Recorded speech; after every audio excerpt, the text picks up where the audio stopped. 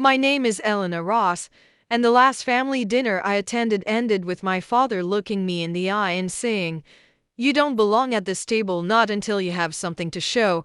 The air in the room didn't change, but something inside me did. Everyone paused. My sister adjusted her bracelet and looked away. My uncles refilled their wine glasses as if nothing had been said. My mother offered a tight, strange smile that didn't reach her eyes. No one spoke. No one stood up for me. I looked down at my thrifted dress, the one I chose carefully, not because it was expensive, but because it made me feel like myself. I remembered the looks when I walked in, the polite surprise that barely hid the judgment. They saw the second-hand fabric, the used car in the driveway, the quiet way I had learned to shrink myself just enough to be tolerated. They didn't know what the past year had been like. They hadn't asked. I had lost my job, yes, but I hadn't begged them for help. I worked late nights, took small gigs, and lived on noodles and cheap coffee while building something quietly on my own, something they would never have believed I was capable of. That night, I didn't defend myself. I didn't argue or try to prove anything. I simply stood, folded my napkin, and stepped away from the table. I walked down the long hallway of that rented estate, past the portraits and polished marble and out into the night. I didn't just leave a dinner. I left a room that had never made space for me. I left the weight of being tolerated but never respected. I left the need to explain myself to people who never truly saw me. What they didn't realize was that while they judged the surface, I had already changed everything beneath it. And they were going to find out. I remember how the air felt that night as I walked to my car, cold but calm. Like even the sky didn't want to witness what had just happened inside that house. I turned the ignition and sat there for a moment, my hands resting on the steering wheel, still trembling. The engine hummed, soft and loyal, even after all these years. It had no luxury badge, no heated seats or GPS. Just a dent on the passenger side and a history of getting me through things I couldn't talk about. I backed out slowly, headlights sweeping across the rose bushes, the same ones my mother had posed beside for family photos, the same ones I'd once admired as a little girl. They looked less impressive now, just flowers behind a gate. Like everything else beautiful from a distance, unkind up close, I drove through the quiet streets, letting the silence sit with me. I didn't turn on music. I didn't call anyone. There was no one to call, not really. The people who should have said something had said nothing. The ones who claimed to love me the most had let me be humiliated at their table as if I deserved it. But beneath the ache in my chest was something else. A steady thrum of certainty. I had survived worse. Long before that dinner, I'd been the girl who figured it out, who applied for jobs during lunch breaks, who coded at midnight on borrowed Wi-Fi, who said no to handouts even when it hurt. I didn't have the gloss they expected, but I had grit, and something they never saw coming, a dream I'd built. Line by line, screen by screen, they thought I was just drifting. They thought I was lost, but I was building a way out. And as I drove further from that house, I realized something simple and final. I wasn't coming back. Not like that. My apartment back then was barely bigger than the car I drove. One window, second floor, no air conditioning. The walls were thin enough to hear the couple next door argue through dinner, then make up by midnight. The carpet was older than me, and the kitchen sink always leaked, no matter how many times I twisted the faucet. But it was mine, every square inch of it, and I protected it the way only someone who's lost before knows how to, with stubbornness, late rent payments, and pride. Most nights I sat on the floor with my laptop on a pillow, eating cup noodles and squinting at code until my eyes ached. I didn't know if what I was building would go anywhere. I just knew I had to try. No one else was coming to save me. No one ever had. The app started as a simple idea, something born from a small frustration I noticed during one of my many temp jobs, a gap no one was bothering to fix. I didn't have the money for a team or the time for perfection, so I learned what I didn't know. I watched free tutorials until 2 in the morning. I Googled error messages until I could solve them with muscle memory. Some nights, the loneliness was unbearable. Not the silence, but the weight of doing everything alone. The only thing louder than the quiet was the doubt. Was I wasting my time? Should I just give up and move back home? But I never did. Not because I was sure it would work, but because I couldn't bear the thought of going back with nothing to show. I couldn't sit at their table again and feel small. So I kept going. Every bug I fixed felt like a tiny victory. Every new line of code felt like a brick in something that might one day hold me. They thought I was doing nothing, but I was building my way out one keystroke at a time. It happened on a Tuesday afternoon. I was standing in line at a corner store, holding a carton of almond milk I couldn't really afford, calculating whether I had enough in my account to cover it. I remembered the buzzing first, soft and quick, the vibration of a call I almost didn't check. But something told me to look. The area code was unfamiliar. West Coast. I stepped out of line, heart racing, and answered with the same voice I used for every pitch call, steady, polite, already bracing for a gentle letdown. But this voice was different, confident, curious, direct. "We've reviewed your product," he said, "and we're interested. We'd like to talk acquisition." I blinked. I looked down at my scuffed sneakers, my hands tightening around the carton, and thought for a second that maybe I misheard. My mind went blank, my mouth dry. I mumbled yes. I think I said thank you twice. He kept talking percentages, next steps, words like equity and exit strategy. I nodded even though he couldn't see me. The call ended before the shock did. I walked out of the store empty-handed. I don't remember what the weather was like. I don't remember what I did with my phone. I just remember the stillness. The kind of stillness that only comes when the world shifts underneath you. In the days that followed, it all moved quickly. Legal calls, contracts, evaluation that made my chest tighten. I tried to act calm on Zoom meetings, tried not to shake. When they sent over the offer, 6 figures, then 7, I didn't post about it. I didn't tell my family. I didn't throw a party or buy anything new. I just sat in my little apartment with the peeling paint and cried quietly. Not from sadness, not even from joy, from the release, from the realization that everything I built in the dark was finally stepping into the light. I had something to show now.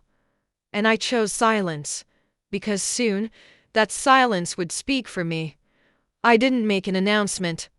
There were no bold goodbye posts or dramatic exits. No final text in the family group chat. Just silence. Intentional and complete. I had the money, more than I'd ever seen in my life. But that wasn't the freedom. The freedom came in the form of choice, the ability to leave without asking permission, to no longer need a seat at a table where I was only ever tolerated.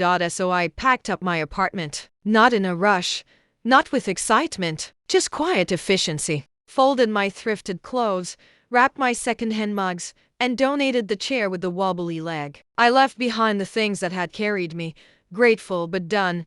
I moved into a new place, clean lines, open light, soft wooden floors. Not showy, not grand, just mine. No one knew where it was. No one asked. I didn't give them the chance.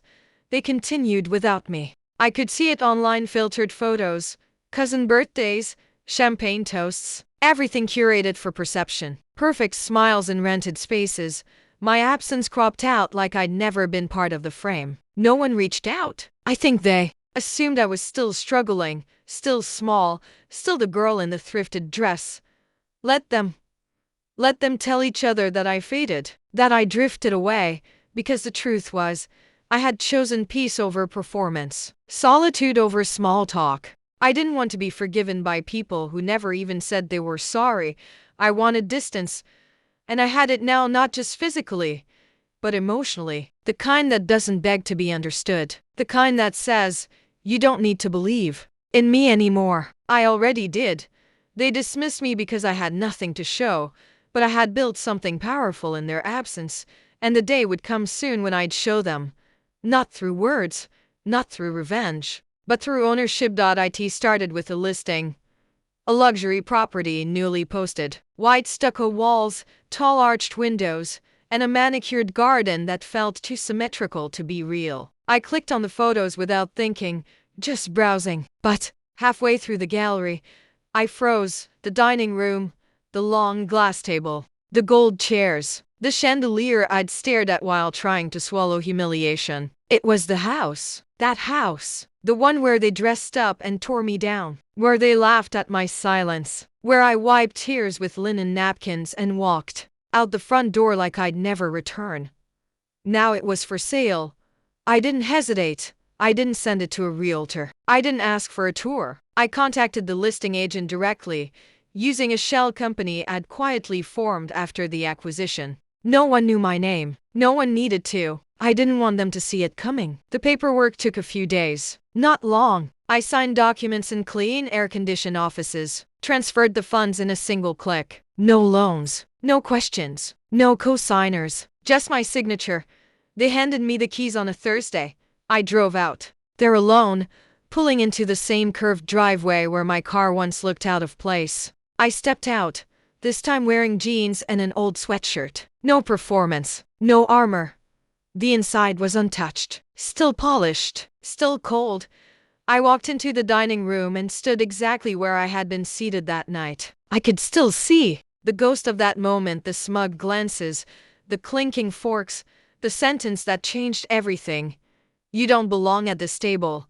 I opened my bag and pulled out the deed, laid it flat on the same surface where they once measured my worth against their expectations. I didn't cry. I didn't speak. I just stood there, with the paperwork in my hand, and thought, they fed me shame at this table. And now, I own the whole damn house. A month passed. I didn't tell anyone I had bought the house. I didn't post a photo, didn't leave a single trace, but someone else did. My cousin was getting engaged. My sister posted a story about it, champagne flutes, florals, a teaser caption. Can't wait for the celebration in 2 weeks. Same place as last time. I knew exactly what that meant.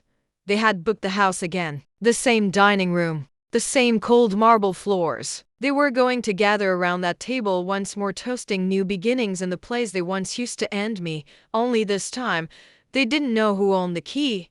I logged in, found the reservation. My name wasn't listed anywhere. Of course, they'd rented it through a luxury event service. Probably assumed the same owner still held the deed. Assumed the world didn't shift while they weren't looking. I hovered for a moment over the screen. Not because I was unsure, but because I wanted to feel everything. The ache, the release, the calm. Then I clicked cancel reservation. A polite automated message was sent to their email. No explanation. Just a brief line. We regret to inform you that the property is no longer available for your selected date. I didn't gloat. I didn't call anyone to brag. I didn't need to. I imagined the moment it hit them, the confusion, the scramble, the realization that someone had quietly shut the door before they even arrived. I wondered if any of them paused, just for a second, and thought of me. They hadn't cared when they dismissed me. Now they would remember me in silence. No screaming match, no revenge speech, just a reservation that didn't go through. They kicked me out once. Now I held the keys and I was locking the door. My phone rang late in the evening. It was my sister.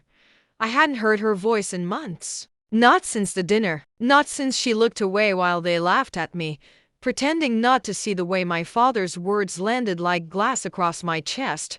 I almost didn't pick up, but I was curious. Not angry, just curious. Elena, she said, her tone polite, cautious. I could hear the noise of voices in the background, the sound of plans falling apart.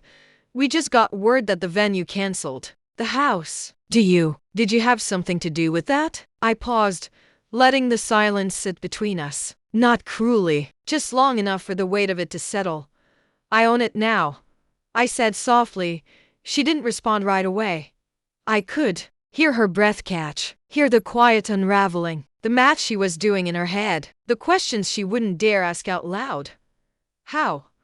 She finally said. There were 100 answers, but I chose the shortest one. I worked while you all looked away. I worked. Another silence. This one heavier. I didn't know, she whispered. I know, I said. None of you ever asked. I wasn't angry. I didn't raise my voice. I didn't remind her of what she wore that night or how she smiled while I was shrinking in my seat. That wasn't the point anymore. This wasn't about payback. It wasn't about humiliation. It was about truth and timing and the simple, undeniable shift of power. Congratulations, she said quietly. her voice barely above the static. "Thanks," I replied, before ending the call. No closure, no fireworks, just a click. And peace. They used to talk over me, look through me, sit me at their table with pity and a smile. Now they had to call me. To get inside, they ended up booking a smaller place across town. Not quite as polished. No private chef. No chandelier that looked like starlight. Just white tablecloths over rental tables and a rush of last-minute decorations that tried too hard. I saw it online, of course. My cousin posted filtered photos, smiling with her fiancé under string lights they'd borrowed from another event. The captions tried to sound breezy. Still perfect. Family is everything. But I recognized the edges, the tension behind the smiles, the disappointment behind the sparkle. What they didn't say was louder than anything they posted. I wasn't there, and my absence hung in the air like smoke. There was no toast to all of us this time. No laughter as easy or sharp. The story had shifted. They didn't speak my name, but I knew they felt it. Knew they had walked into that new venue and remembered why they weren't sitting in the one they wanted. Because I had said no. Because the girl they once dismissed had signed her name where it now mattered. I imagined my father fidgeting in his chair, wondering how I did it. If he had missed something. If maybe he shouldn't have said what he did that night. But I knew him better than that. He wouldn't apologize. He'd just pretend I never mattered in the first place. That was fine. Let him pretend. Let them all pretend. Because while they were lighting candles in a room that wasn't theirs, I was sitting in the house they once claimed. Quiet, unbothered, drinking coffee at the same table they'd used to make me feel small. There's something satisfying about not needing revenge. Just being the absence that rewrites the story. They couldn't afford the dinner they wanted, because they could no longer afford to ignore me. I returned to the house a week later. Not for a party, not for a photo, just to sit. The driveway was quiet, the garden still blooming. The same roses lined the path, only now they were mine. Not rented, not staged, mine. Every room in that house had once echoed with a kind of judgment I thought I'd never escape. But now, they were just walls, just light, just space. I walked into the dining room. The chairs were still there, elegant, gold-backed, heavy with memory. I pulled one out, the same seat I'd once occupied in a thrifted dress, while my family smiled over me like I was the unfortunate guest who'd made everyone uncomfortable by simply existing. And I sat. No voices, no clinking forks, no fake toasts or hollow praise. Just me. I thought about what my father said that night: you don't belong at this table, not until you have something to show. He said it like success was a currency I hadn't earned, like my worth was a transaction, and I hadn't paid enough. What he didn't know was that I'd been paying in quiet persistence for years. In skipped meals and sleepless nights. In dignity I refused to trade for handouts. In every line of code I wrote when no one believed in what I was building.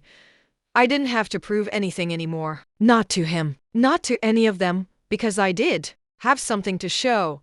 I had a company, a signature, a deed with my name in bold. But more than that, I had self-respect. I had freedom. I had a seat at the table, not because someone made space, but because I built the damn thing underneath them and waited until they realized they were standing on my floor. So I raised a glass to no one, to everyone, to the girl who once left in silence and returned without needing to speak. And I smiled, because I belonged at this table all along.